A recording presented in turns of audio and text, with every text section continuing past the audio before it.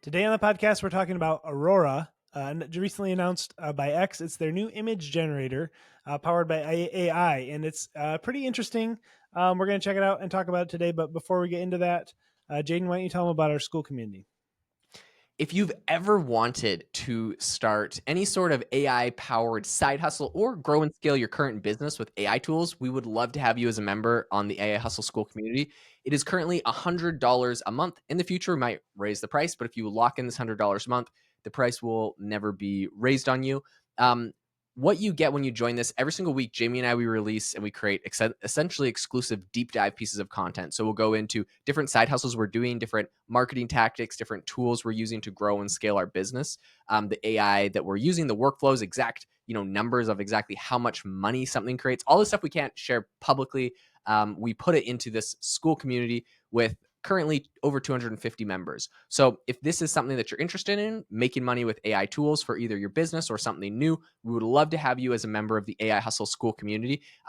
This is probably one of the greatest ways to level up your AI skills and learn exactly how you actually can make money. So we'd love to have you as part of it. We cover a lot of different side hustles, things that we're actively doing to make money, how to become an AI consultant, and ways to grow your business. So it's amazing. It's got a great community where everyone shares insights, things that they're working on, things that they're doing, how they're making money, and you get a lot of great insights on it. So, and Jamie and I, of course, are in there sharing everything we're doing. So we'd love to have you as a member, and you can get it at the link in the description. All right, let's get on to what's happening with XAI. So something that's really interesting is I saw this post, essentially this new Aurora AI model, which is really really cool, a brand new image model out of X. And I tested it over the weekend. I believe they put it out on Saturday or Sunday. Like it just popped up for a little while, and I tested it, used it. Now I went over both on my phone and also on X.com.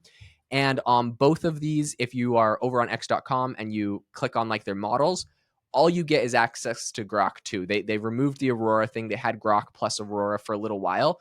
And the thing that's a bummer is I tried to go back to my history to see the image that I generated, and it disappeared. So it's no longer there, which is annoying because it was actually pretty impressive. I asked it to generate me an image of a man with a backpack in front of a lake in front of a mountain, and it was really realistic, very very impressive image. It's all Nice. disappeared and vanished without a trace. I think that's because it's just how they rolled it out. They rolled it out to a few people. Apparently, it's going to launch for everybody within a week, and so I think they were just kind of like dropping it to a few people here and there, and now I guess making it disappear. So I don't really know how the rollout's working. But I was pretty pumped. I did actually get to test this thing out, and I can confidently say it was impressive. It was a lot like Flex, to be honest. But apparently, this is a new model, not Flex, which is an open source model. But apparently, this is their own actual model, which is really impressive if they're Nice. actually trying to compete with companies like Midjourney. And based off of what I saw from just my two pictures that I generated, it was quite comparable to Midjourney or Flex or any of these other kind of top tier image generators, and definitely better than Dolly. So very, very Yeah. excited to see where that kind of goes. Yeah, I did. I actually came across a couple images. I can share my screen if you want to stop sharing yours.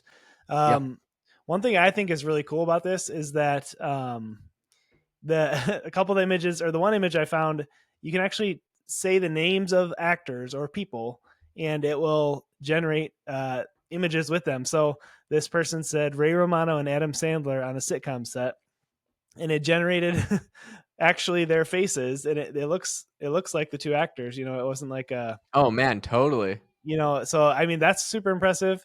Depending on how old Adam Sandler is and Ray Romano in each picture, but uh, the one thing, if you do notice, is they're embracing kind of on the left image, and something's weird with, like, Adam Sandler's arm turns into Ray Romano's arm as it's going around him. It's kind of a little wonky. That one is a little, but the other one looks pretty realistic. Both of them really are. I think does a great job, and I love that you can use actual people's names. So Yeah, that's one thing that like all these AI models try to steer away from you using like a famous person's name or copyrighted stuff, and Grok seems to be going into that a little bit more I don't know. They don't seem to be worried about that. Okay, I think I may have just solved the issue of why like I got access to it and then it disappeared momentarily. I'll okay, share my screen, but okay, this is one. essentially, Oh yeah, go ahead. I'll stop sharing. oh Man, no, that you was go one for it. other This is one I found. hilarious. is Sam Altman riding a giraffe in space. Looks pretty cool. The proportions are Sam's legs disappeared somehow, but still pretty cool. All right, go ahead and show That's yours. hilarious. Okay, the thing I wanted to mention was the fact that I was like, yeah, what happened? It was the model was there, now it's gone. Elon Musk just tweeted 8 hours ago and said, "Note: we are deleting the name of the internal XAI image generation system, Aurora. Just think of Grok as doing anything."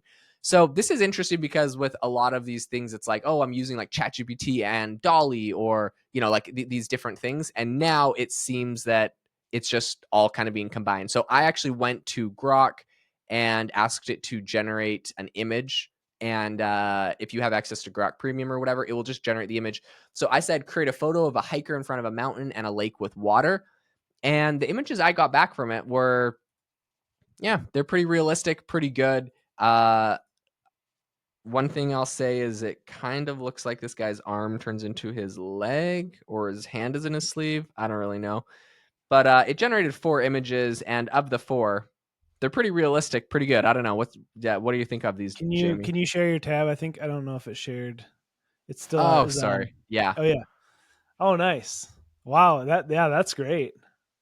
I love that. Yeah, so we have like 4 different images of a hiker in front of a mountain, and you don't actually have to select anything other than just doing the search. I just realized on Grok. So Cool. to be Nice. fair, I'm like fairly impressed with them. They're not perfect, but they're getting there. And if this isn't Black Forest Labs' Flux model, if this is actually their own model, this is really, really impressive what they've been able to pull off in such a short amount of time. Yeah, I've always wondered like where AI gets its stylistic choices from. Like what made it choose to be sunset or dusk or silhouette. It's interesting to that all of those are kind of similar in that way. Yeah, that's super, super interesting. One thing I want to talk about is where they're getting all of their data from. So apparently, everyone's talking about the fact that it appeared and then it disappeared and then it's back, but whatever. Okay, we figured out the the mystery. Um, it was apparently trained on billions of examples from the internet. So I think they just did the same thing everyone else did, which is scrape all the images off of the internet. And it apparently is really good at photorealistic rendering. This is what they're kind of taking as their main objective here. It can take inspiration from or directly edit user provided images. So I think if that is the case, you should be able to directly upload an image here. It also has like little prompts of things that you can add. So like I originally asked it to create me a photo of a hiker in front of a mountain uh, and a lake with water, and then it has these prompts. It's like with mist in a forest. Like it's kind of like the in Google searches how it has like users also search for like recommended searches as well. And I click on those half the time. They kind of do that with images, which is interesting because I haven't seen anyone else do that. And apparently they're able to kind of generate these images of people that are now in a forest, but it's kind of your original prompt and they just added to it. Added some And trees. Yeah. I'm impressed. I'm honestly pretty impressed with these images. They look pretty cool. Yeah. I mean, I would definitely agree with that. Yeah, it's looking good for sure. So one thing that I will say is allegedly they said in their blog post it can render precise visual details of real world entities, text, logos, and it can create realistic portraits of humans. All of these are really interesting. Text and logos famously have been very, very hard for these AI image models to generate. So the fact that they're taking it on again also is like kind of tricky. Like logos is like copyrighted stuff, so it seems like they're wading Yeah. into some like legal waters that are kind of But tricky. it's still frustrating though. Like if you generate an image and it instead the stop sign instead of saying stop, it says like stat or something. That I always got frustrated with that. So hopefully, something like a small thing like that, they're able to fix. But Yeah, I think those are all things that they're working on, but definitely a tricky. I'm trying out as I'm like learning new things that it can do. I'm trying out new prompts. So I recently just asked it to generate me the Starbucks logo on a cup to see how good it would actually hey, generate. it looks And like it. I'm not gonna lie, I'm pretty blown away. It gave me 4 different cups with flawless Starbucks logos. Yeah, So truly. yeah, it Nice. really seems like it can do. It's kind of funny. There's like the registered trademark symbol is like sort of a dot A instead of dot. an R on one of the Yeah, images. Or yeah, like the trademark symbol is like three dots, but like the logo itself is the yeah, actual logo of Starbucks on a cup. So it seems like they're not really concerned about those types of copyrighted things. And like you mentioned, they're doing actual people. You know, the famous one that everyone is like concerned about is if it can do Mickey Mouse or like Disney characters, because Disney's so heavy handed with their copyrights. So I'd be oh curious if yeah. it could do that kind of stuff. But yeah, like I guess based off of what we're seeing here, Jamie, how do you think this unlocks new side hustles, being able to do like logos and images and copyrighted stuff and all of like Yeah. everything that it's able to do? What do you think are the new unlocks?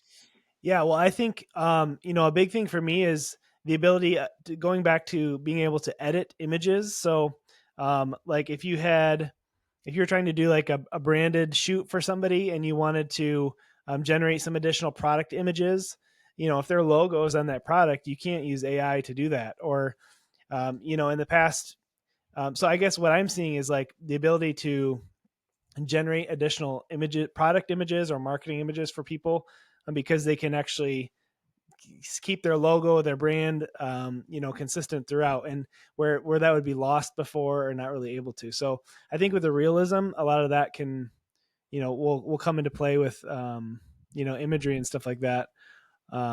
Yeah. Oh, there's Mickey Mouse. Looks like Mickey Mouse to Yeah, me. okay, so this is really interesting. Well, the first thing that's interesting is I typed into this Grok chat Mickey Mouse at Disneyland, and it just gave me like a whole bunch of information about Mickey Mouse at Disneyland, like what ChatGPT would respond. And I then had to go say generate a photo of Mickey Mouse at Disneyland. So this is interesting because this model essentially it can do everything, but if you want it to do an image, it's not like I'm doing a chat just on Dolly or just on Runway. It's like you have to tell it exactly what you want it to do, which makes sense. I'm just definitely a learning curve. But I asked it for pictures of Disney Mouse or of Mickey Mouse at Disneyland, and yeah, it gave me really, really great, really, really accurate, realistic looking photos. It, Yeah. they're right. It really does focus kind of on this like hyper realistic. It looks like it's a photograph pretty much that somebody took in all of these. But again, it's like all of the copyrighted, like we're looking copyrighted characters, copyrighted logos. It seems like they just kind of let it rip. So I think the sky is really the limit on what you can generate with this. And I think, honestly, I think this is going to be a major unlock for people needing to create content. It's not what we're getting out of OpenAI. If you went and asked ChatGPT to generate you a picture of Mickey Mouse at Disneyland, it's like it's not going to have some of the same the same things holding you back pretty much.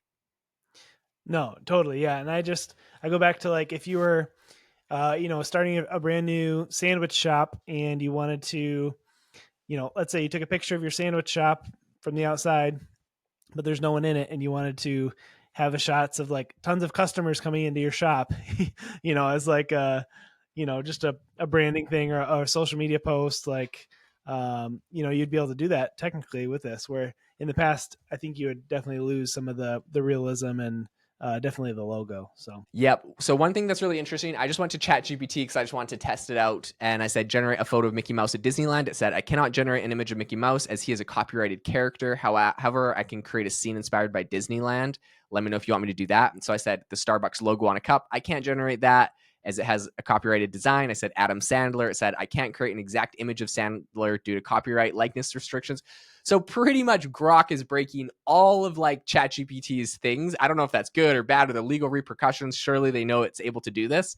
Um, but they let it out and it's fully capable of doing that. So I mean, as a user, this is way more useful. I don't know what right. the legal or anything else about that or any legal repercussions, but this is definitely way more useful as a user trying to generate things. And I'm really happy I'm not being told like it can't do stuff. So to me, kind of cool. Yeah, so if you haven't hopped on Grok yet and tried out their image generator, definitely do that. It's been fun to check it out here today. So we hope you enjoyed the podcast. Please leave us a review if you got any value out of the episode, or if you enjoyed it at all. That means a lot to us. And then also make sure to check out our school community too, because that is an awesome place to gain knowledge of AI and how to use it to make money. Thanks for listening, and we'll see you next time.